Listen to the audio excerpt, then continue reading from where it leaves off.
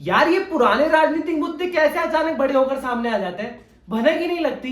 बिल्कुल घर के बच्चों की तरह कब बड़े होकर अचानक से आपकी आंखों में आंखें डालकर आपसे सवाल करने लगता है। हाँ, अब देख नहीं, ये इतना पुराना मराठा आंदोलन मुद्दा अचानक से इतना बड़ा हो गया, ये है क्या? और आंदोलन हिंसक कब हो गया? देख, मनोज जरांगे के नेतृत्व में आंदोलनकारी 29 अगस्त से जालना जिले में मराठा समुदाय के लिए आरक्षण की मांग को लेकर भूख हड़ताल कर रहे थे। तब तक तो आंदोलन शांतिपूर्ण तरीके से चल रहा था, पर स्थिति तब बिगड़ी जब डॉक्टरों की सलाह पर पुलिस ने जरांगे को अस्पताल में भर्ती कराने की कोशिश की, लेकिन उन्होंने मना कर दी। पुलिस और आंदोलनकारियों के बीच झड़प होने लगी, जिसके बाद 1 सितंबर को आंदोलन हिंसक हो गया। अंबाड़ तहसील में धूले सोलापुर रोड पर अंतरवाली सराठी गांव में हिंसक भीड़ को तितर बितर करने के लिए पुलिस ने लाठीचार्ज किया और आंसू गैस के गोले छोड़े थे। क्या है ये मराठा आरक्षण आंदोलन? ये काफी पुरानी बात है। मराठा आंदोलन करीब 1.5 दशक पुराना है। मराठा समुदाय नौकरियों और शिक्षा में आरक्षण की मांग रहा है। इनका कहना है कि इनके समुदाय का एक छोटा तबका ही सत्ता और समाज में ऊंची पैठ रखता है। ज्यादातर लोग बेहद गरीबी में जी रहे हैं।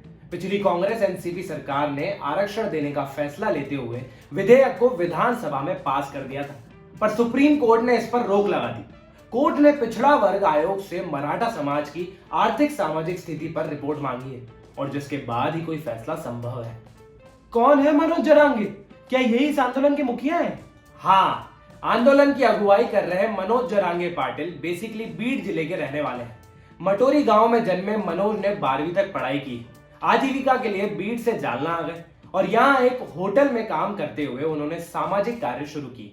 इसी दौरान शिववा नामक संगठन की स्थापना की। मनोज 2011 से मराठा आरक्षण के आंदोलन में सक्रिय हैं। 2014 में उन्होंने छत्रपति संभाजी नगर में डिविजनल कमिश्नरेट के खिलाफ अपने मार्च से सभी का ध्यान खींचा था। 2015 से 2023 के बीच उन्होंने 30 से ज्यादा आंदोलन की। 2021 में उन्होंने जालना जिले के साष्टा पिंपल गांव में 90 दिनों की हड़ताल की थी। पहले भी इस आंदोलन में हिंसा हुई है या सिर्फ इसी बार है? जैसा कि मैंने बताया कि मनोज ने अब तक 30 से अधिक आंदोलन किए हैं और सारे के सारे शांतिपूर्ण तरीके से। हिंसा सिर्फ इस बार हुई है, जिसमें पुलिस ने घटना को लेकर कई लोगों के खिलाफ मामला दर्ज किया है। पुलिस ने हिंसा में शामिल 16 प्रदर्शनकारियों की पहचान की है। करीब 350 अन्य लोगों के खिलाफ मामला दर्ज किया गया है। हिंसा के बाद भी आंदोलनकारी अपनी मांग पर अड़े हैं। उनका कहना है कि जब तक सरकार समुदाय को आरक्षण नहीं देती, तब तक वे आंदोलन जारी रखेंगे। तभी महाराष्ट्र के गृह मंत्री पर आरोप लग रहे हैं ना कि गोली चलाने के ऑर्डर्स गृह मंत्रालय से आए थे। हाँ, आरोप तो लग रहे हैं, पर महाराष्ट्र के उप मुख्यमंत्री देवेंद्र फडणवीस ने मराठा आरक्षण के मुद्दे पर प्रेस कॉन्फ्रेंस की है। फडणवीस ने कहा कि हमने जालना में अनशन कर रहे मराठा आरक्षण प्रदर्शनकारियों की मांगों पर चर्चा की है। जालना में जो घटना हुई वो बहुत दुर्भाग्यपूर्ण थी। कोई भी इस तरह की हिंसात्मक कार्रवाई का समर्थन नहीं कर सकता। हमने पहले कभी बल प्रयोग नहीं किया था, न ही अब करने का इरादा है। फडणवीस ने आगे कहा कि सीएम शिंदे ने घटना की उच्च स्तरीय जांच के आदेश दिए हैं। यह भी दुर्भाग्यपूर्ण है कि इस घटना का राजनीतिकरण किया गया। एक नैरेटिव सेट किया गया कि लाठीचार्ज का आदेश गृह मंत्री विभाग और मंत्रालय से दिया गया था, और विरोधियों को भी पता है कि ऐसे आदेश एसीपी और डिप्टी एसीपी के स्तर पर दिए जाते हैं। वहीं सीएम शिंदे ने कहा कि जालना के एसपी तुषार डोसी को छुट्टी पर भेजा गया। पिछले कुछ दिनों से हुई हिंसा के बाद उन्हें छुट्टी पर भेजा गया। आंदोलन का मुद्दा क्या है? मतलब कारण क्या है ब्रो? देख, अगर मौजूदा स्थिति की बात करें तो मराठा समुदाय महाराष्ट्र की आबादी का लगभग 31% है। ये एक प्रमुख जाति समूह है, लेकिन फिर भी समरूप यानी एक समान नहीं है। इसमें पूर्व सामंती, अभिजात वर्ग और शासकों के साथ साथ सबसे ज्यादा वंचित किसान शामिल है।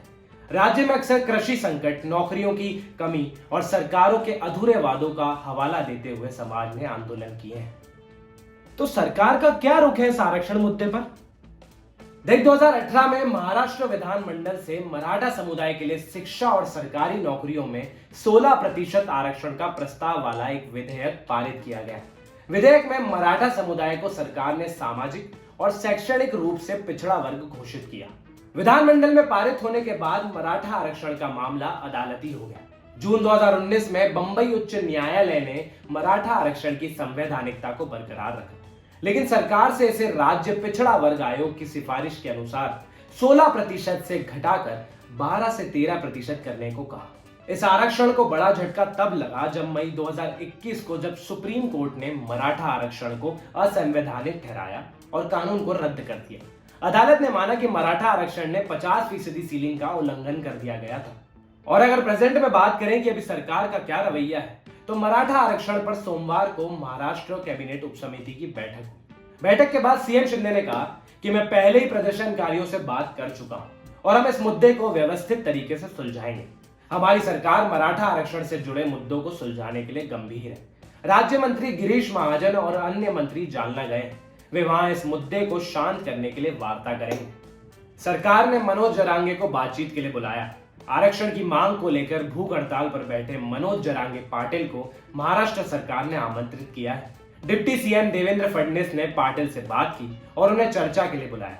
उप मुख्यमंत्री ने जरांगे पाटिल को आश्वासन दिया कि जालना घटना में न्याय होगा।